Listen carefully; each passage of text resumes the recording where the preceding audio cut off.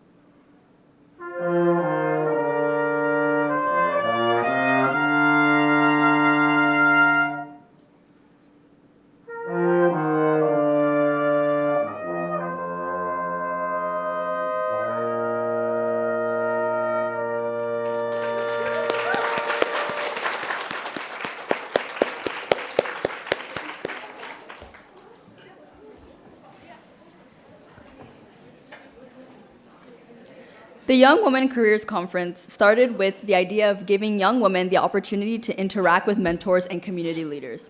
We hope today will share insight on prospective fields and create connections for your future.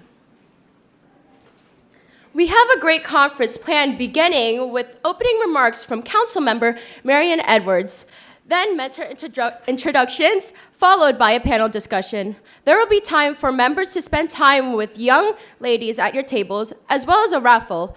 Also, feel free to post on your Instagram or Instagram stories with hashtag YWCC2022 or Young Women's Career Conference. So without further ado, I would like to invite up someone who empowers women by leading through example. In her time working with several nonprofit boards and committees, she has established great change in the city of Temecula through quality education and traffic safety and much more. Because of her efforts, she was elected Temecula City Council. The definition of women empowerment, please welcome Ms. Marianne Edwards.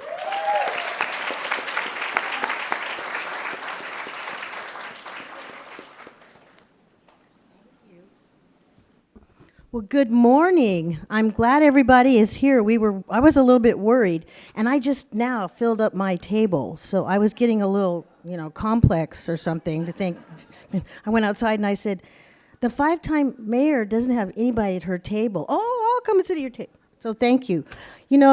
I'm so glad you're here for this event, and I'm so glad you've brought teachers and sponsors and, family members if you happen to have them as a teacher or a sponsor. You guys need mentors. You need to know that you can do anything you want. In this day and age, I think girls in medical school outnumber women in medical school. I think it's the same for law school. I think engineering school is quickly catching up. We're not afraid of math. That was a myth, I think. So I'm very proud of all of you. You have somebody great at your table.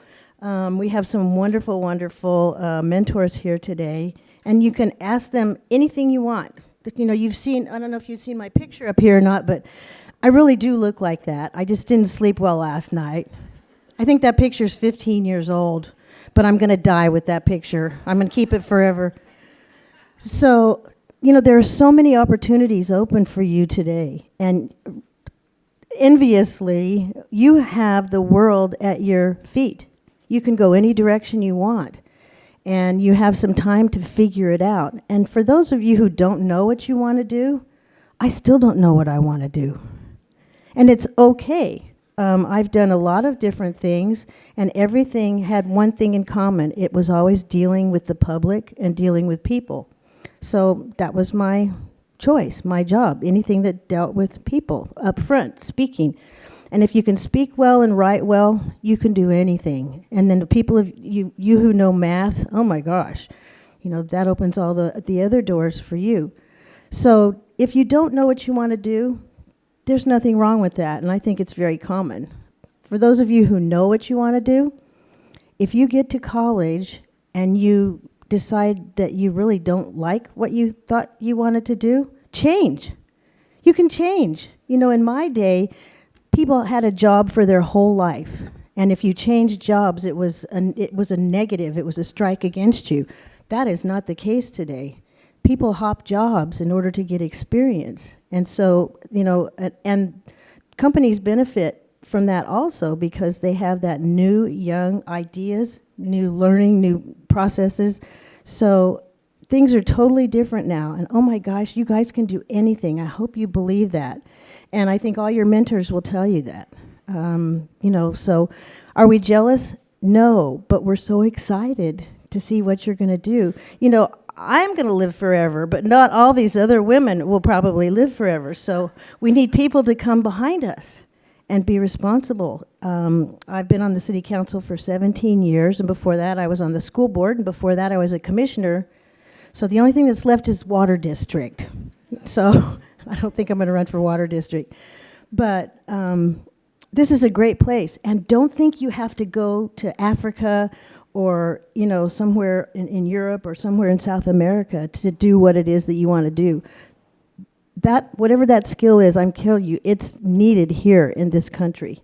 Medical, everything, first responders, scientists, researchers, we need it here too. Now, if you want to go to different countries and make that impact, that's great. But I always tell, how many of you been, are there any seniors here? Seniors? A few. Anybody been student of the month?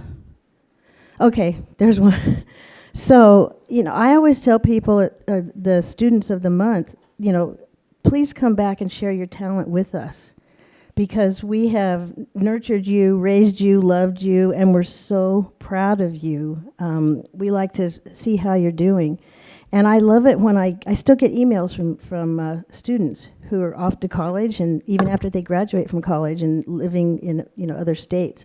So it's wonderful to keep track of you and see what you're doing. And I know there's a president of the United States in here somewhere. So don't think you can't do it. It's possible. You can do anything you want. And another thing I say is when you get to college, those professors work for you. I don't know how this all got turned around. But, they work for you. And I told my kids, they work for us, so make them do their job. And then my kids all looked at me and said, yeah, Mom, that's not going to work. But it really does, because they built relationships with their professors, and it's so helpful when that happens. So, I could go on like this forever and brag about you, but we're so proud of you, and we're so glad that you've grown up in Temecula and our school system, which is terrific. But do anything you want. If you need any help, get your numbers of your mentor. You can have my number. You can have my email. Email us. We love answering emails and giving advice. I think a lot of us are mothers. I have 3 golden bears who are 40 and 2 that are 37. I know. I can't believe it myself when I say it, because I still feel like I'm 37. It just doesn't work out. So, we love to give advice. And we'd love to share our experience. So thanks for coming, and enjoy today.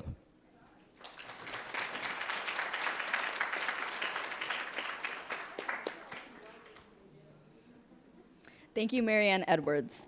Can we get another round of applause? This event wouldn't be possible without her. For the next activity we have lined up for today is a brief introduction from all of our mentors. So we'll begin with Leah DiBernardo, and we'll have our mic passers, Athena and Shania, pass them around the room.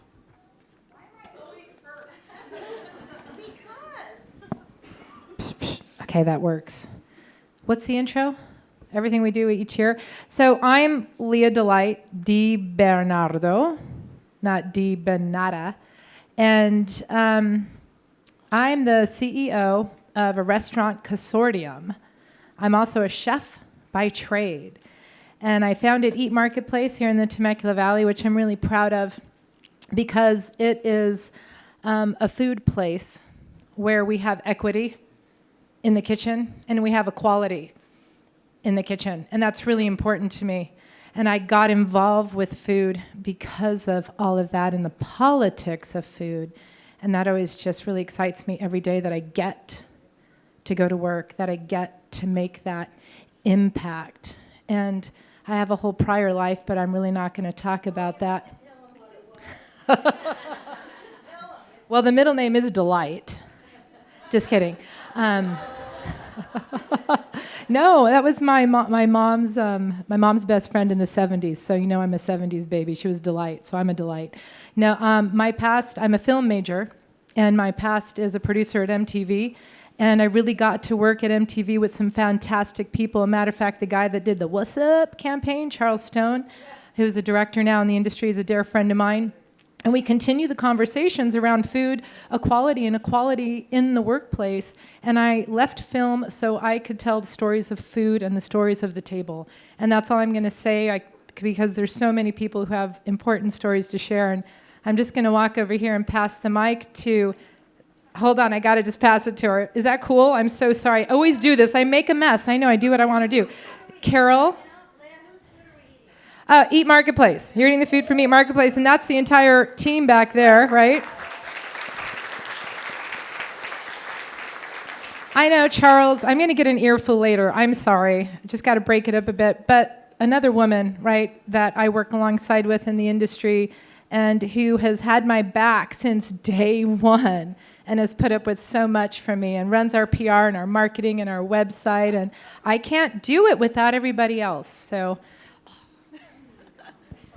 good morning, everyone. My name is Carol Aristay. I do the whole thing, right? Carol Diane Pattyfoot Aristay. That's my whole name. And she's a hard act to follow. I'm named after Diane Carroll. It's not Caroline, Carolyn, it's Carol. Why I introduce myself as Carol, like Christmas Carol, and I'll sing to you if you forget. Okay, that's my little thing. I am the CEO and owner of the Branding Hive. I arrived here in the Valley in 2001, and I have been in business ever since. I've grown from just me, coming from corporate America, to a staff of 8. And I've been charging along ever since with the support of new partnerships, friends in the Valley. You can't do anything without having good friends in your life. Little background, so I grew up in Brooklyn, New York. My heritage is from the West Indies. There's no accent. I'll talk about that later. What's wrong, man? You don't understand me? No. Okay. So, and in Brooklyn, I went to school with quite a few people that are famous today, but I used to work at HBO and Fox, came here, worked for Time Warner and Warner Brothers. Then I started a family and decided to start my own company. With all that experience, why not, right? So thanks for having me today. It's a pleasure to see a lot of young faces and bright minds, and I'm here to just pick my brain. I'm ready to go. I love it. Thank you.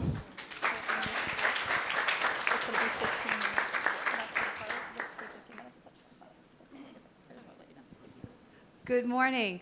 I'm Robin Johnson, and I am a criminal defense attorney. I have been a criminal defense attorney for 41 years. I grew up in Columbus, Ohio. Then I went to undergrad in Ohio, grad school and law school in Connecticut. I moved out here after coming to a wedding my last year of law school and seeing that there's palm trees. And so I thought that was only in Hawaii. I'd never been west of Ohio. So I moved out here immediately, got a job. I was about the only woman out of about 200 men in the downtown Los Angeles court. And I loved it. And I ended up moving out here. Criminal defense is a great field for women. I took 5 years off of full-time when I had my son, who graduated from Chaparral in 2014. And then I got back into it full-time. You'd think after doing something for 41 years, I'd be through, and I thought I was. I was supposed to retire last year, but I just can't. I just love it. So if anyone is thinking about going into law school after college, just please come and talk to me, and I will encourage you. Thank you.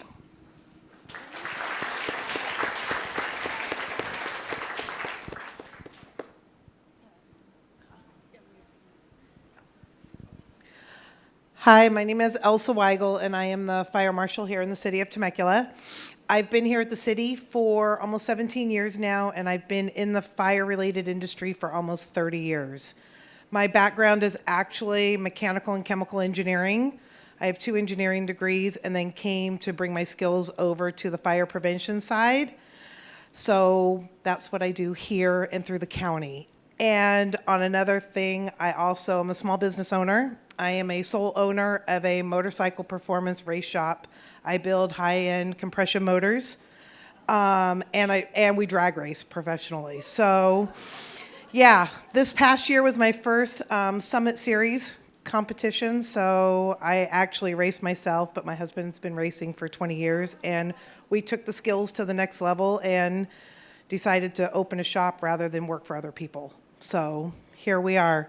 So if anybody has any questions regarding the engineering side or fire side, please come see me. I will be more than happy to help you and mentor you in whatever you want to do. And how rare is it to have your chemical engineering degree and be the fire marshal? I'm it. Baking's a hobby. Yeah, I'm it on the county side. So, yeah. So it's rare. They're kind of needles in a haystack. So it's just one of those things that I love math. It's one of those things. I know. I hear people cringe right now. Math and physics are my thing. I love you too, Marianne.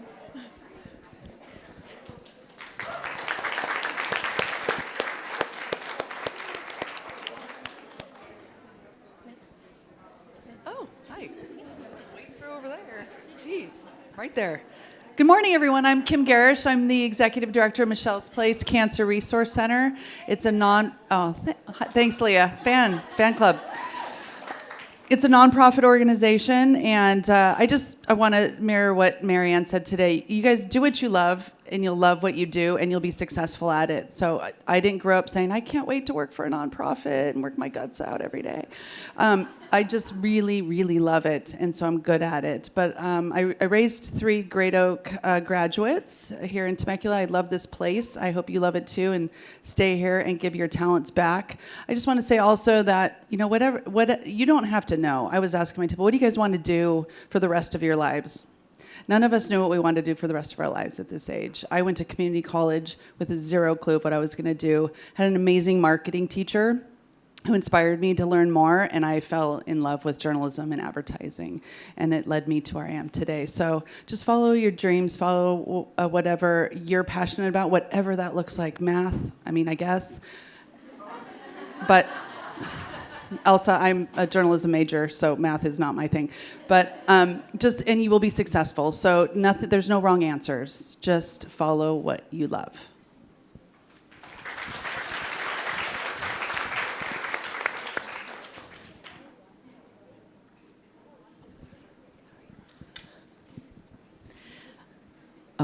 I don't know where to stand. Back here, maybe.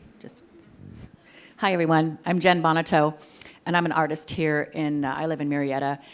And I met Erwin. She was a very talented student of mine a few years ago. And absolutely, I'm just so honored to be among this group of women. Wow. Thank you, Erwin, for this invitation and this opportunity. And again, I want to piggyback on follow your dreams, because when I grew up in a small little government-funded housing project, I never would have imagined that I'd get to work with children and women and work internationally teaching art and getting to guide women and other creatives to self-discovery, wellness. I just think there's a real healing power in creativity. and finding your creative voice, whether that's through math or visual art or music or movement or marketing. All of these things require creativity. So fostering and nurturing that creativity and really listening to that inner voice of what do I want to do? I didn't study art because I was afraid I couldn't make a living at art, to be honest. And I thought, I don't want to be, stuck with a career that I can't feed my children and support my family. So I studied a lot of other things, but everything kept bringing me back to art. So had I listened to that little voice and that dream and not let fear drive my destiny, I just feel like I could have done a lot of different things differently. But it's okay because it's all brought me back to where I am now, and I'm very grateful for this journey, grateful for this opportunity, and I love what I do. So absolutely follow your heart and do what you love, and you'll love what you do. Thank you.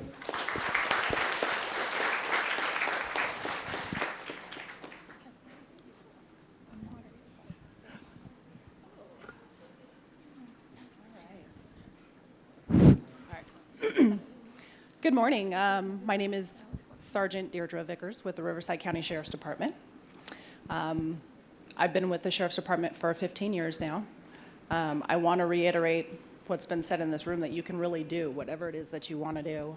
It doesn't matter at what point in your life you decide that it's something different. That's something that I always tell everyone about myself, but I was a flight attendant before being a sheriff for 10 years. So talk about a job change. Flying the friendly skies to enforcing the law on the ground. I also have a bachelor's degree in child development. I love children. I thought that that was a great route. However, as you can see, my path has changed drastically all over. So I think that I'm excited, one, to be here and be among all of these very successful women and all of these beautiful faces that are going to be successful at some point as they move forward in their careers or whatever it is that you decide to do. So you can truly be anything that you want to be, anything that you choose to be. I believe it's like a pair of shoes. You keep trying them on until you find the ones that fit, that are comfortable to you, right? Right? So you just keep looking for what you enjoy. I enjoy what I do now. I am currently the sergeant over our Media Information Bureau. I am a public information officer for our department. So that's something that's new that I've transitioned to. So I'm here to answer any questions that you would like to know about what I do as my profession, what I've done in the past as a flight attendant, being a mom. I have 3 kids. I currently got remarried, and he has 3 kids, so we are the Brady Bunch now. We have 6 kids, and we have 3 grandkids. So you can really do anything, whether it's being a mom, a full career, all of it. Do all of the above. Just don't ever stop reaching for those goals, okay?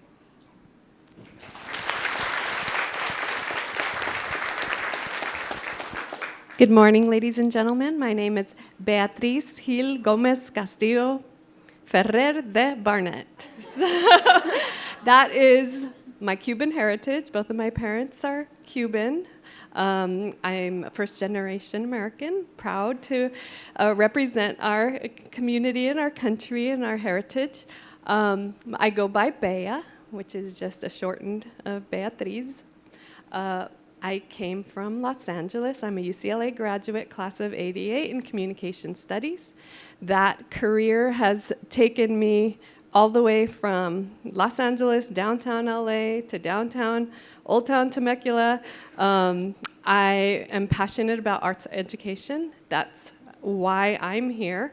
I came to Temecula as part of the theater when it was open. I've been working at Temecula I'm starting my 18th year, so I came when Marianne came. I've raised 3 children here with my husband, who I also met in high school. We have 1 Puma, CHS, 2 Julian Charter School grads, and my son, who is at Carnegie Mellon now, is studying drama and directing. My daughter is the director of drama at Dorothy McElhaney Middle School, and my other daughter is also a singer and performer. So the performance genes just carry on. And what my mentors have told me, and two of my mentors, in addition to Marianne, have told me they were the two first original city council women of Temecula, Pat Birdsall and Peg Moore. They've both passed on, but we feel like we were touched by magic, and now we have to pass it on to you. That's our job. That's our responsibility. So we're all here to pass along all the inspiration, the pride, and the education that we have learned, so you can then pay it forward. So that's my mantra, is whatever you do, wherever you go, you pay it forward. You invest in people, invest in the next generation, and that's how your legacy moves forward. So if you have any questions about arts education, about being a superintendent, I feel like that title, I need a cape. So the super Bea. So come and see me. I love public service, and I'm happy to inspire you and speak to you about any of those career opportunities. Thank you. Mwah.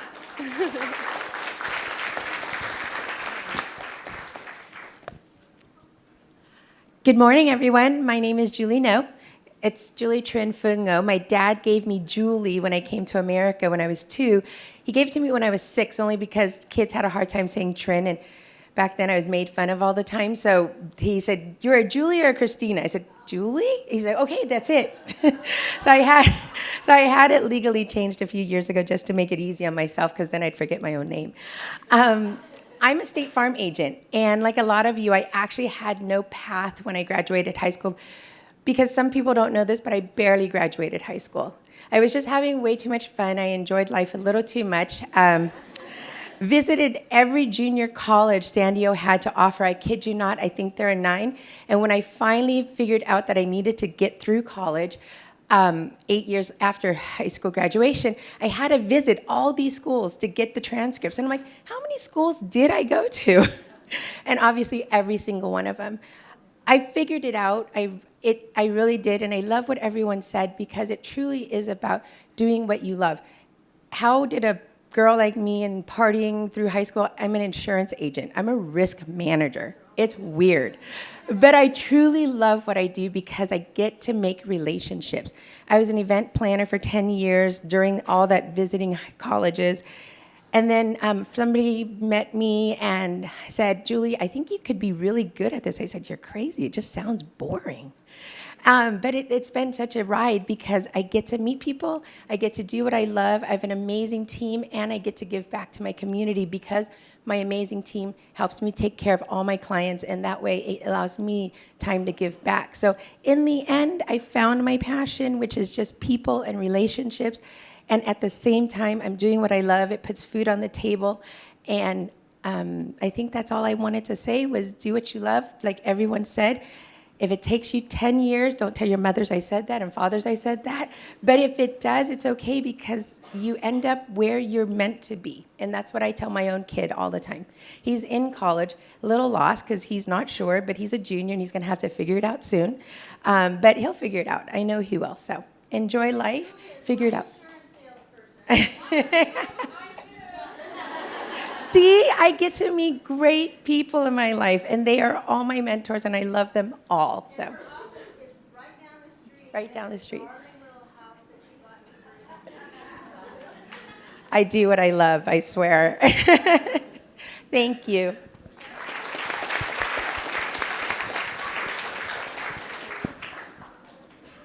Good morning.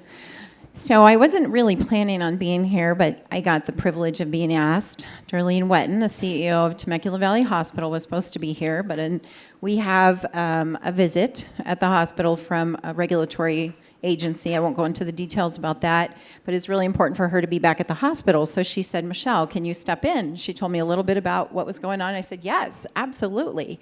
So a little bit about me. I'm the Director of Business Development at the Temecula Valley Hospital, and a lot of you are like, "Well, what does that mean? What job is that? You're not a physician, you're not a doctor." I get to plan all the things that are happening at the hospital and work with a great team at the hospital to coordinate procedures that maybe we don't do here in the Valley, or equipment that we need to do procedures with. We just got a robot. That was a project that I worked on that I'm very proud of. We've been waiting a long time for that. But a lot of the things that you see happening, you'll see in the next couple of years, a tower that's being built, 82 beds, a behavioral health hospital that's going to be developed in the next, Marianne knows, she's a very big supporter of us for that, behavioral health hospital that will be breaking ground in the next year. Those are the things that go across my desk. A lot of planning, a lot of coordinating, a lot of budgeting and numbers, which I absolutely despise, but I know it's important to get those things done. So that's kind of my role at the hospital. My goal when I grew up was going to be a pediatrician. That was my focus from the time I was probably 6 years old all the way till college. And like Marianne and others have said in the room, I changed paths. I realized I'm not good in patient care. I'm not a very patient person in that way. I didn't have any interest, but I didn't know that until I actually volunteered and had some experience and exposure. So that's the other thing I want to encourage you with. Get exposed as much as possible, whether it's volunteering or whatever, in those fields that you're interested in. And you may change your mind, or you may just fall in love with it. For me, completely different path. I went business instead. I raised 4 beautiful children. They're all in the medical field. I begged them to be in business. They all said, nope, don't have any interest in doing that, Mom. And so I'm excited for all of you to continue to follow your dreams. But my words of advice is really get out there and look for opportunities to be exposed to all the different things that you may be interested in. If it's business, great. Figure out what that might be and look for networks that's through your family, your friends, your school, your church, whoever it may be that might have a foot in some of those fields, and then volunteer and get in there. And I would encourage anybody that's interested in the medical field, whether it be the physician side, nursing side, or the business side, come see me at the table. Happy to share with you my path and how I landed where I'm at. And then I work very closely with a lot of the residents that are the new physicians that you see on our campus. And I spend a lot of time with them. And I always ask them, that's my first question is, what made you choose the medical field? And it's either a family member or something that happened in their family that was a medical situation, like their brother or sister had a situation that they decided, you know what, I want to grow up and help other people that are dealing with this. Or they had a friend or someone that exposed them to that. So that was almost 90% of those residents, that was their path. So if you're interested, come see me at this table. I'd be happy to share any advice or also help include you in our team there at Temecula Valley Hospital. So.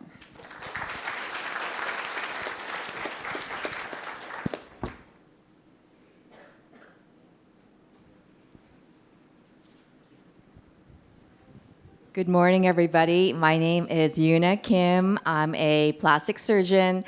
I started my practice here in Temecula 18 years ago. I love this community. It's been very good to me. I have offices now in Temecula and in Redlands.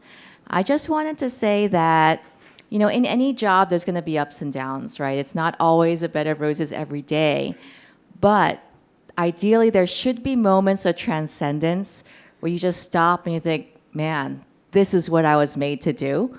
I definitely have that in my job, you know, very often. When I'm in the operating room and things are going just right, I tell people that it's a feeling you can't explain. It's when everything is in a flow. I'm sure the artists kind of understand this, but it's just, you're kind of transported into this realm where you feel like everything is coming together. And that makes, you know, even the tough times worth it. So I certainly have that in my life, and I hope that each one of you will experience that too and find that thing where you can just stop and say, yeah, this is what I was born to do. So if you have any questions about medicine or surgery, I'm very happy to answer them, and I wish you guys all the best. Don't tell anybody.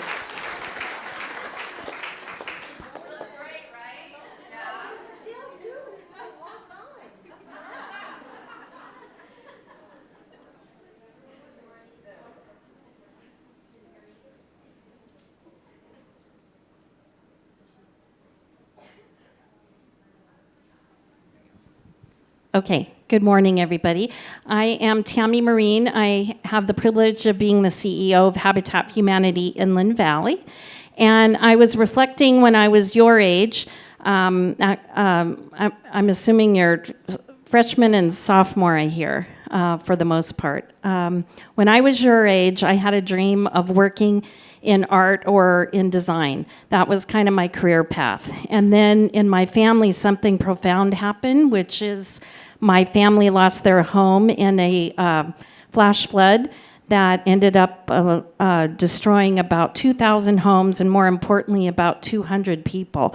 And so it was a huge community event, and nonprofits from all over came out to help us to rebuild, to give us clothes, to give us shelter, to guide people through the trauma, all those kind of things. And all of a sudden, my viewpoint about what I wanted to do when I grew up changed, and I thought, I want to do that. I want to help. And so I went on to school, went to school for business, and also went to Cal State San Marcos for nonprofit leadership. And nonprofit work is a really beautiful, incredible career path, and I really encourage all of you to consider it. Every occupation that you may be considering has its equivalent in the nonprofit sector. It's just a different sector, whether it's engineering, medical, teaching, whatever it might be, or in my case, on my side, I'm on the administrative side that handles the business side of running a nonprofit. So I just encourage you to, like myself, listen to those gentle nudges, those things that happen in your life that maybe push you one way or the other.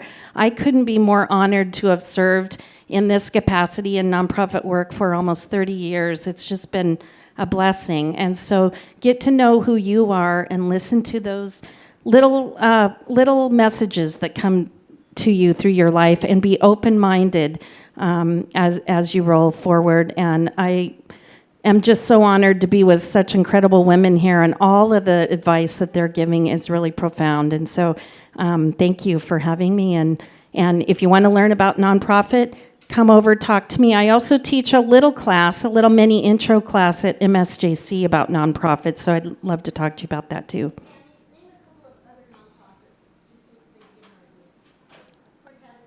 Like Boys and Girls Club, Michelle's Place, of course, Red Cross. There are nonprofits all over the world, and wherever there's a social issue, a disaster, anything going on, behind the scenes, nonprofit organizations are there helping and serving every single day here and all around the world. So it's just an exciting field.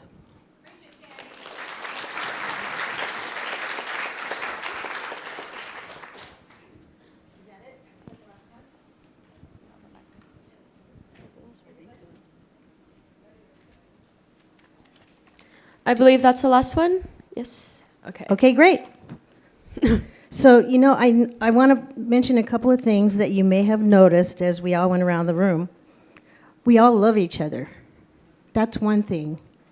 Just because I do well doesn't mean that Tammy's not going to do well, or Michelle's not going to do well, or Leah, or Bea. That doesn't mean that they're not going to do well. We all help each other so that we all do well, and we really do partner. I ran the Boys and Girls Clubs, 5 of them, for 5 or 6 years, and I wasn't competing with Michelle's Place or with Habitat. In fact, we all worked together. So that's the thing. Get your allies, and just know that because somebody else does well, that doesn't mean that you're not going to do well also. And don't be afraid to help other people. The greatest joy I've had in my life is helping other people. Or I always say my favorite thing is when somebody says, "Can you help me?" And then they ask me a question. I love that. And so that's why I've loved serving on the city council and school board. There are always a lot of people with questions. So don't be afraid to change. If you're not finding what you want to do, change. Try something else. It's better now to find out sometimes what you don't want to do. At least eliminate those things so you don't waste your time. And hang around with people who are going to lift you up and be positive and strengthen you. Don't associate with people who are all just negative and tell you can't do anything or can't do what you want. You can. So surround yourself by those people and stay away from the others. And I say this every time, but limit your social media because it's a horrible place. It's great when you talk to your friends, because my girls use it and my son uses it to communicate with kids they went to high school with and all that. But there's so much horrible stuff out there, and there are people who intentionally want to hurt other people on social media, just using words. And words mean things, and words matter, and they hurt sometimes. So don't get immersed in that habit. Use social media for positive things, to share ideas or to lift other people up or to, let people know if there's a job opening, things like that. Use it for positive. I'm so glad we didn't have social media when I was in school. It makes things a lot tougher, but yet on the other side, it makes things so much easier. So you're at your tables with your mentors. You've learned a little bit about them, so go ahead and ask really hard questions. They like it when you ask hard questions. So let's go. Thank you, Ms. Edwards, and thank you to our mentors. We have some truly incredible women gathered here today. Moving on to our next activity, yes, you will have time, about 15 minutes, for you all to talk to your mentors at your tables. There are conversation starters and questions at the table, and you can ask any questions to the mentors if needed.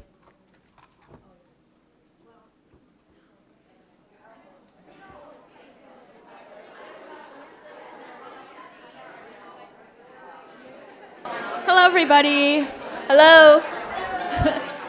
Okay. Sorry, but that will be the end of our 15 minutes.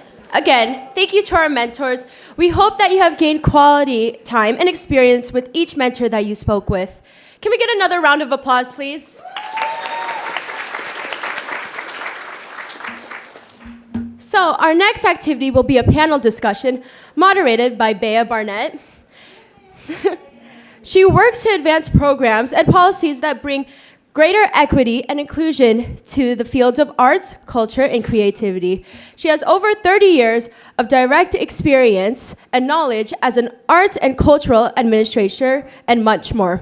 Bea is deeply committed to making the arts accessible to all and has led regional initiatives to effectively shape more inclusive and equitable policies throughout the Temecula Valley. Thank you. So if I would like to invite our panelists up, I'm pretty sure you guys know who you are, but I will read off the names. Bea Barnett, Marianne Edwards, Julie No, Leah DiBernardo, and Sergeant Vickers.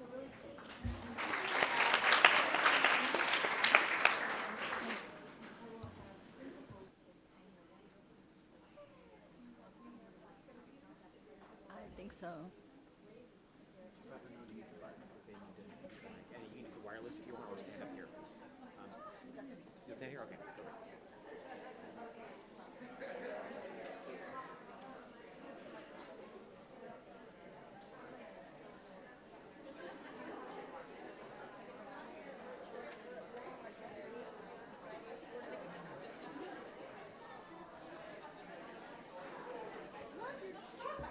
Good morning. I cannot find a jacket. It's impossible for me in my shape that I am to find a jacket. What size are you? I'll find it. You're petite. But I'm huge. No. I'm huge. Sit at the I measured 42. Thank you for joining us this morning with these talented and successful leaders from our community and serving in Temecula. You know, the most valuable thing about our network is that it creates a platform for leadership. So the more we're involved and the more we participate, then the greater leadership is developed. So learning from mistakes is just as valuable as gaining best practices from our collective success. And there's a difference between sitting in a professional development workshop or doing mentorship versus building leadership capacity through meaningful experiences, which is what Dr. Charles Walker does every day. Thank you so much. Dr. Charles Walker from Harvard.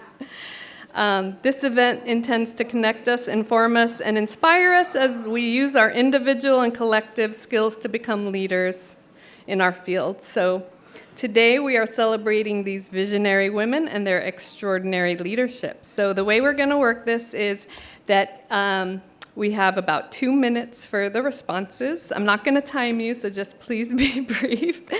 And The first, and you don't have to answer every question, but if you would like to, let's keep it brief so we can get through these 8 questions.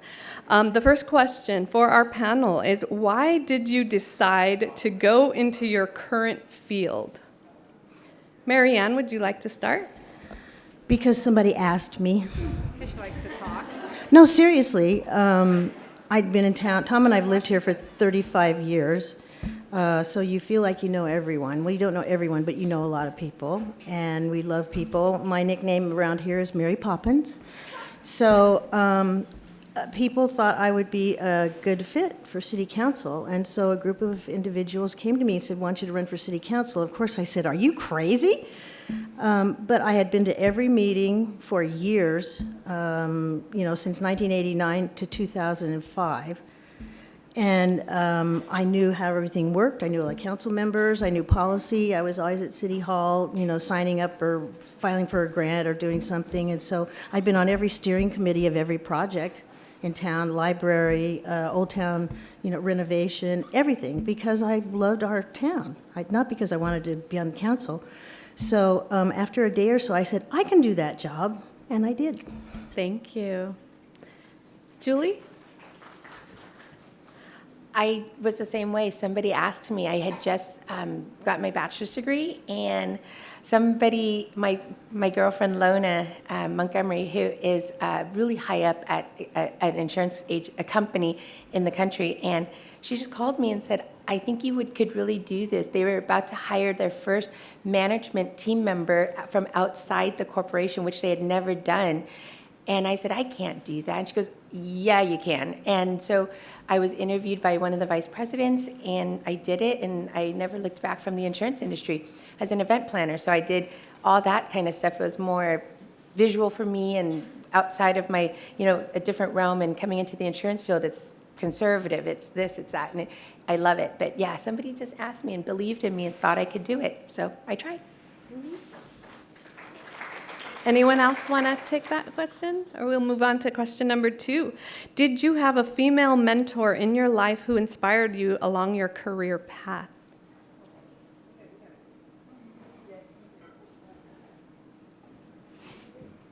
Sadly, I will say no, I didn't.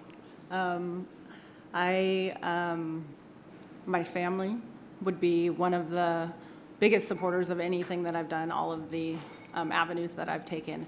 But not having a female supporter, I think, has what pushed me to become a mentor. I currently sit as a co-chair on the Women Leaders of Law Enforcement Foundation, where we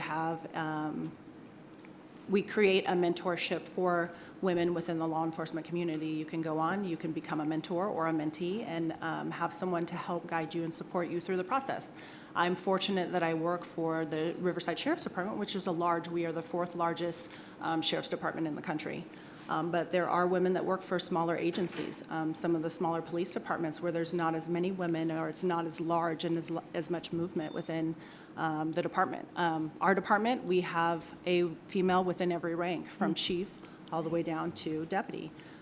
So that's always encouraging to see the women that I work with and kind of try and roll myself towards them, like what is it that can I learn from them? And not always positive things, there are negative. You learn that things not to do. You know what I mean? No, I don't want to be that type of leader. I want to be this type of person. So can I say I specifically had a mentor that guided me down this path? No. Maybe my mom. She was always encouraging to be a strong woman, a strong female, and I tried to do that for my daughter as well, who is also in our department, in our corrections division. So I think it's important that if you don't have one, you learn to be one, and you learn to pull people up with you. I think that's important. Thank you. Leah, do you want to answer?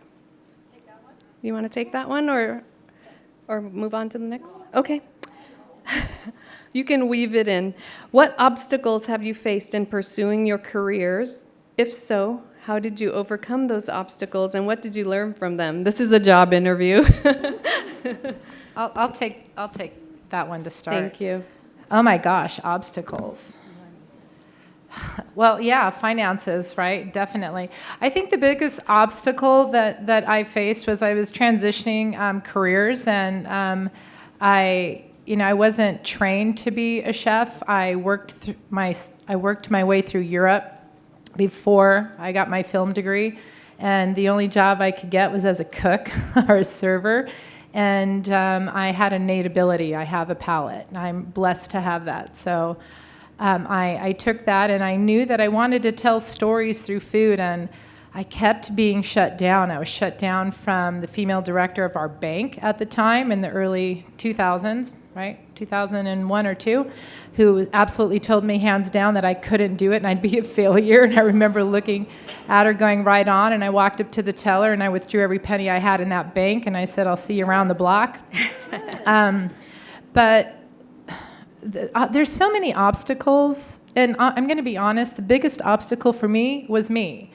I have a habit of getting in my own way, and I didn't have a mentor. I didn't have someone who shared things with me or told me to be mindful or watch how I spoke to people, or maybe, I have ability to do this or that. I didn't have a mentor. I do now. All the women in this room, I could call any one of them and they will lift me up and go out of their way to help me. So these are my mentors and right? And it means so much to me. But there's going to be many obstacles. There is never an elevator to get where you want to go. There are only stairs, ladies, right? But it's only as hard as we make it. And again, that's me, right? That's my obstacle, me creating these obstacles. You guys are also beautiful. Look at all these amazing young women. It's just so bitchin'. Thank you for being here. So you're going to find many obstacles. I'm just going to say, put them over here. Learn from them. Don't be afraid of them, please. Grab onto them, wrestle them to the ground. I know what I want to say isn't polite either. Make them your learning post of life.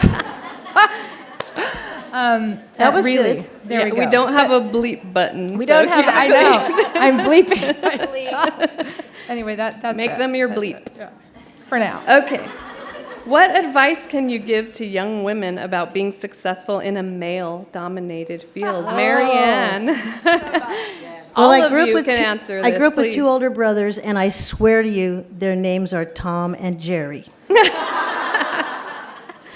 And they're great brothers, but they likely tied my arms around a tree in the pasture once and left me there. So, I mean, I can tell you, but growing up with men. I served on the city council. I was the only woman for 12 years, and we operated as people started calling us the dream team, because we all had been here a long time. We had experience doing, other things related like that, serving on subcommittees or commissions and things. And it was at a time when Temecula was growing at a tremendously fast pace. There was one city council member who talked down to me or was disrespectful. And anytime he would do that, I would pull him aside and slap him or, tell him, you're not going to get away with that. And then eventually he'd come around. So it happens. You will be treated as you allow people to treat you. And you can correct people by being polite. I didn't slap him, even though I told him I felt like doing it a lot of times. I didn't. But you can pull aside, hey, I'm working with you, I'm your colleague. You really don't have to address me in that way. I'm not a threat to you. I'm here to be, to add to discussion on the council. We may disagree, but, we'll work things out. And that's what we always did. The council put things forward, brought it forward in public at a council meeting, and if we wanted to tweak something, we always give and take. So you will run into that. And you'll be treated as you allow yourself to be treated. And don't be afraid to speak up. Go ahead. For me, I would say be yourself. Find out who you are and who you want to be, and be yourself. In a male-dominant field, you are going to have many people that want you to be a certain way. Well, you need to be a little bit more bitchy, or you can't be so nice. I can't be a mother to everybody, but I also can't be this person that you don't get along with. either. How am I going to lead people and guide them and direct them if I can't be personable with them? So I think you need to find who you are, be confident in who you are, and however that comes across, that's your direction. You set the tone for your shift or whoever you supervise, and you go with that in the beginning. If you give them a direction and this is how it's going to be, and you don't have to be snotty about it, you can, again, find your own way to, hey, this is what I expect, these are what my expectations are, and this is what I want you to follow. Whether it is the, kindergarten way, like, hey, you guys are my team, I want to take care of you, you're great, or hey, this is the direction that we have. You just find a way that you project that and lead and set that tone.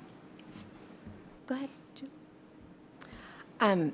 I wanted to share a quick story. When I first became a State Farm agent, and insurance is a male-dominated field, I love my company because right now at the State Farm corporate mothership, being the top 50 company in the country, we just had the first female executive at the table who's number 2 in the company.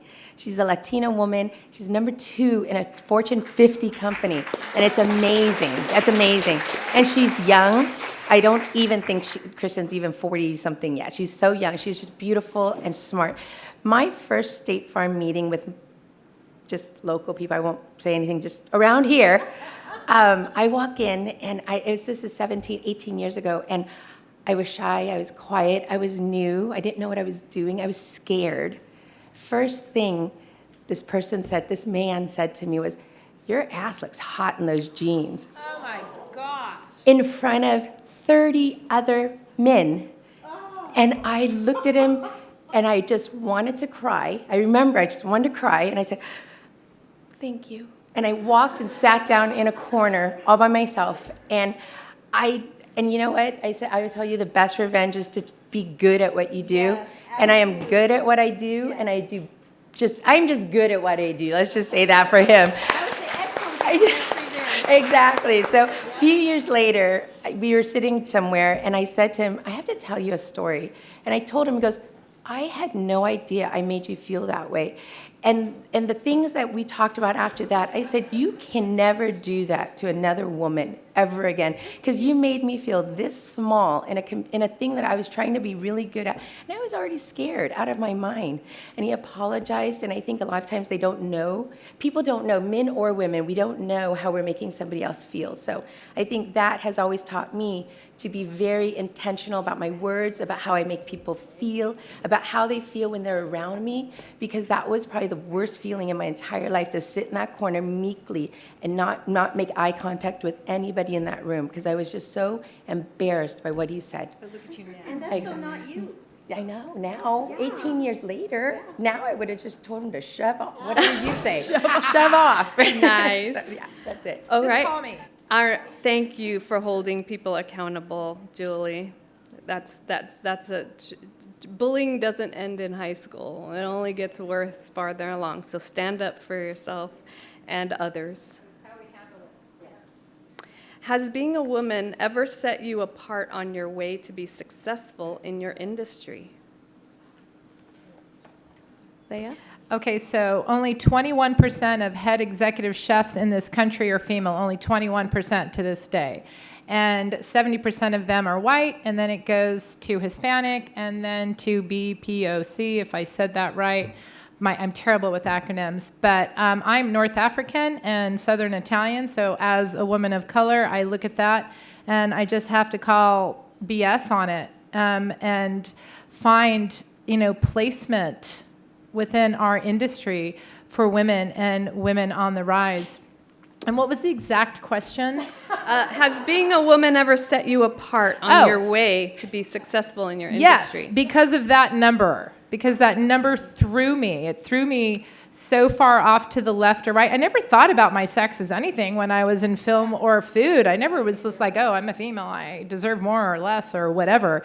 But it slowly caught up with me. The more successful in my field I became, people patting me on the head. To this day, "You're so adorable. You have those cute little donuts." And I'm like, what? I'm not adorable. I'm not adorable at all. But it's just those kind. Well, thank you. It's okay coming from you. But it's those general. I call them hazing. I don't know. It's called gaslighting now, right?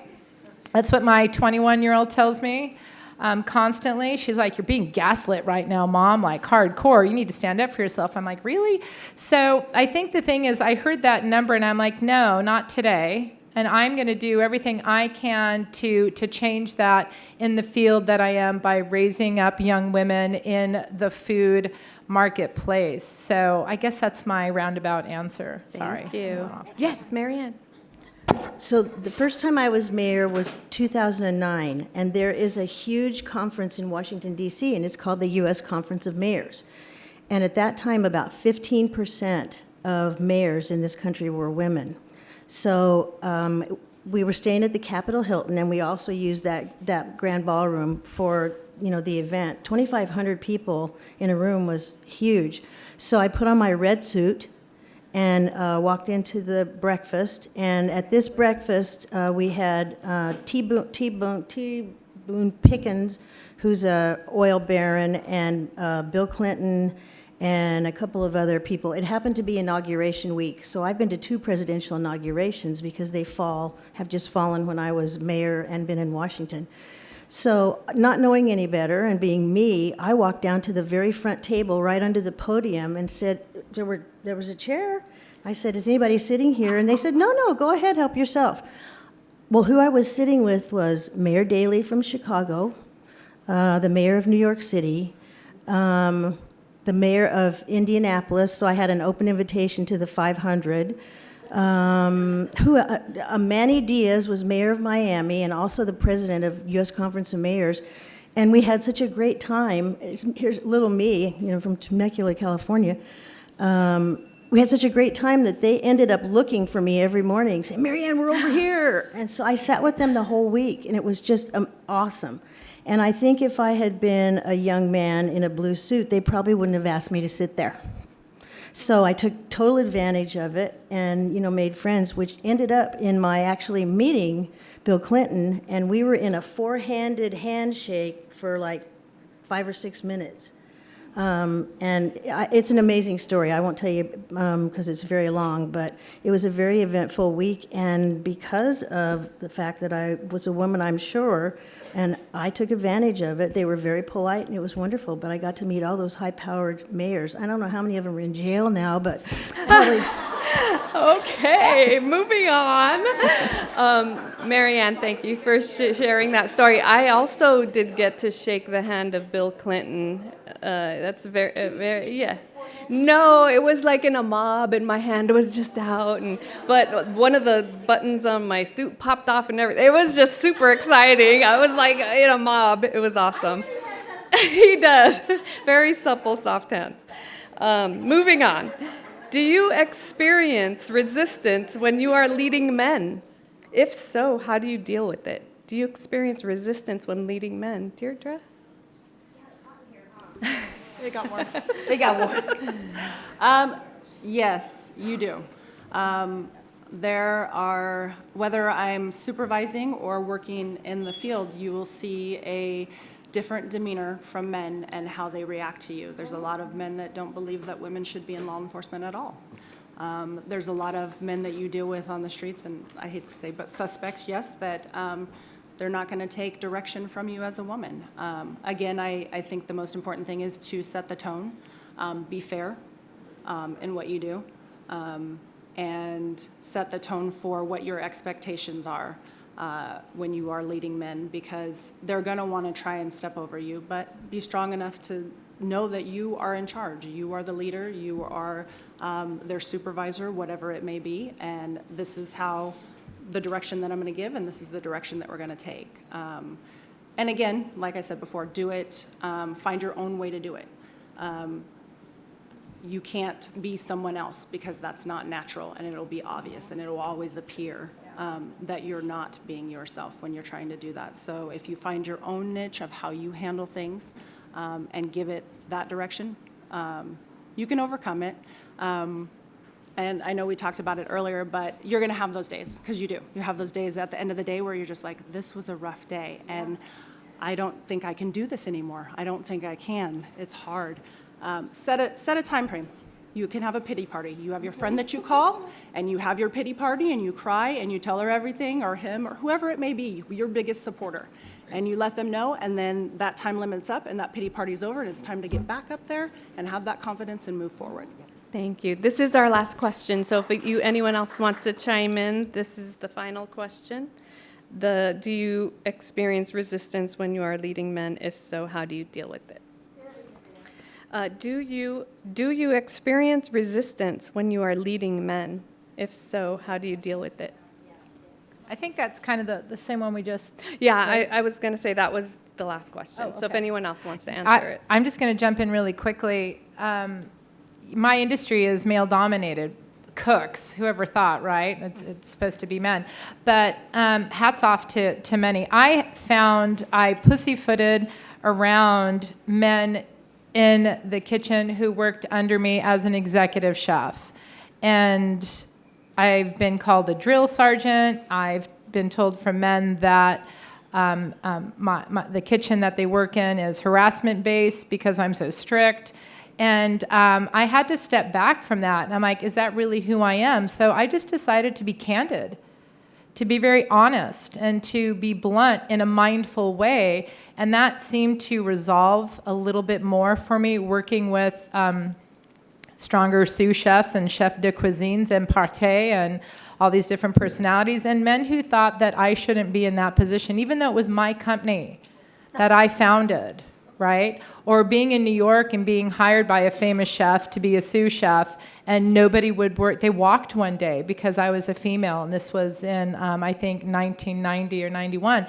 So the point is, it's like, okay, well, that's just really not okay.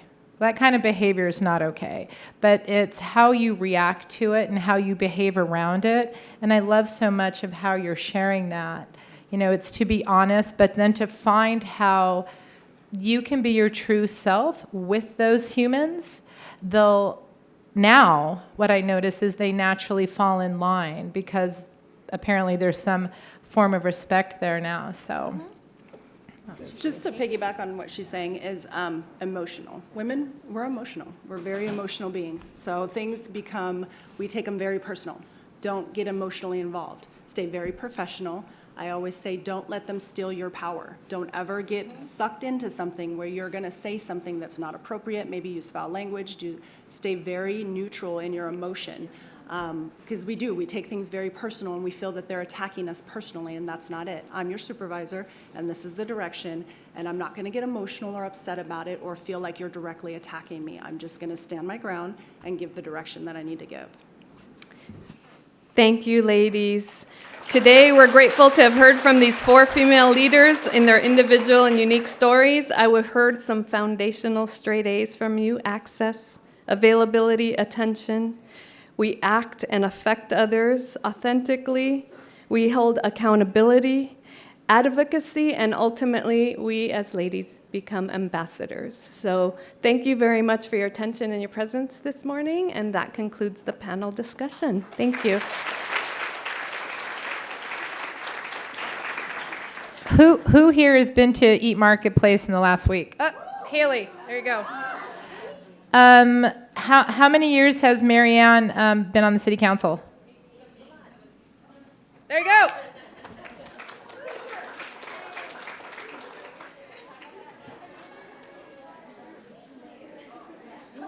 Sorry.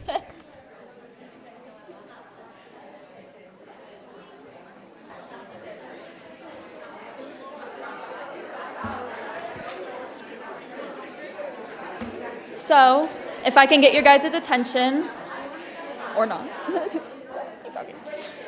So the conference is coming to an end, but first we're gonna have a raffle. In front of you, on your table, you should all have a raffle ticket in front of you. So find your ticket.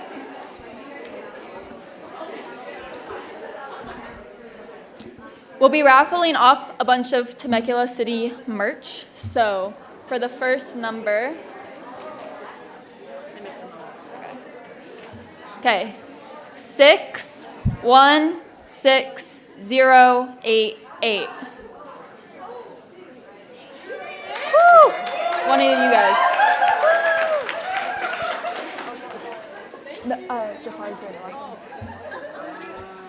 Okay, we have one more. Okay. Okay, for the next number. They're so excited. Okay. 616183.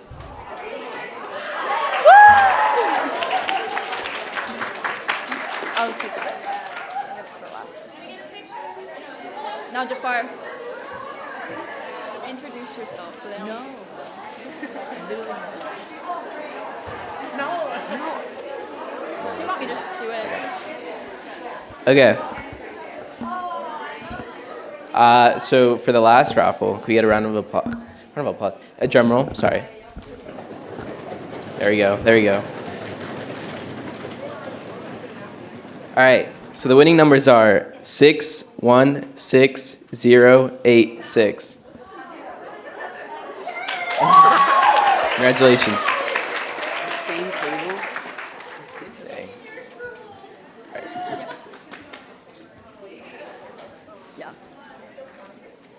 Again, once again, thank you everyone for being here. And I just wanted, oh, yes. Oh, okay. Can we get the ticket back up here? Timmy, come back.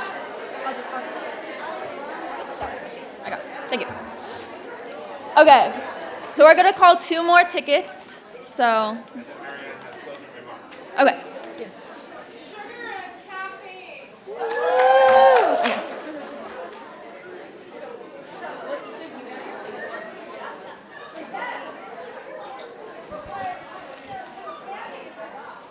Okay, so the winning ticket number is 616199.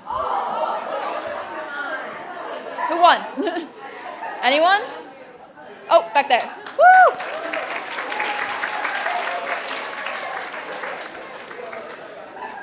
So now for our last ticket.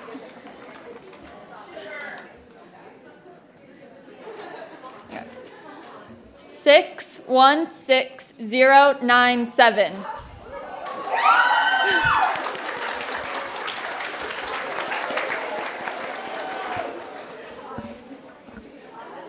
Okay, so oh, 2 more. We have a lot of winners. Never mind. We have more raffles.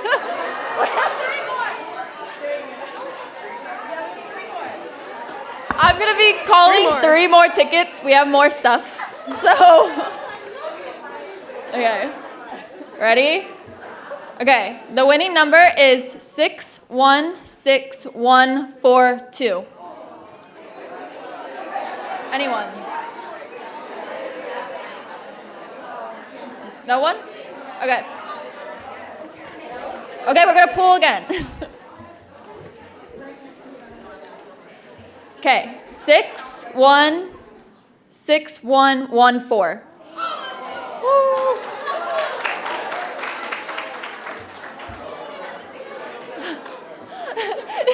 We got more.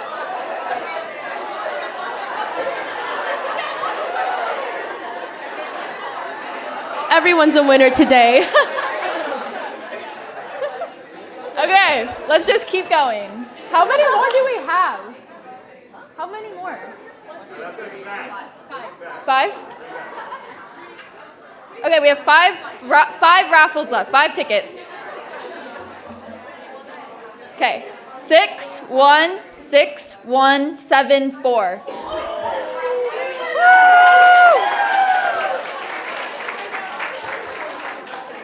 I know. The next number is 616170.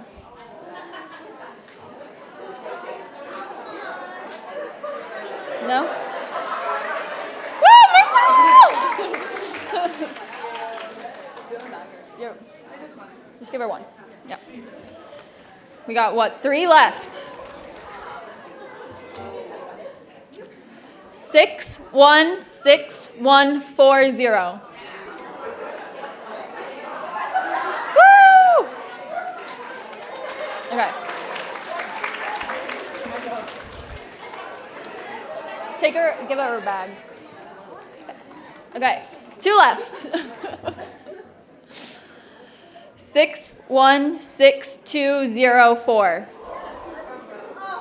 Woo!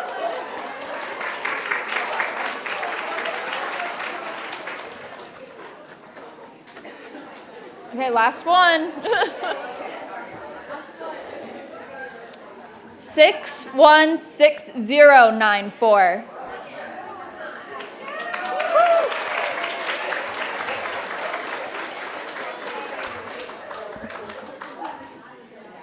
So that's all for our raffle. We have an introduction. Go ahead, Bea. Again, thank you everybody for participating in the raffle. To conclude, I would like to introduce Councilwoman Marian Edwards. Once again, without her, this event would not be here for all of us to enjoy today. Please join me in welcoming up Ms. Edwards to the front for closing remarks. Well, thank you for letting we mentors have such a great time this morning. And you know, we do get excited when we get free stuff. So thank you, Charles, for making it, adding to it. Leah, thank you for bringing all your, tchotchkes over for the extra raffle.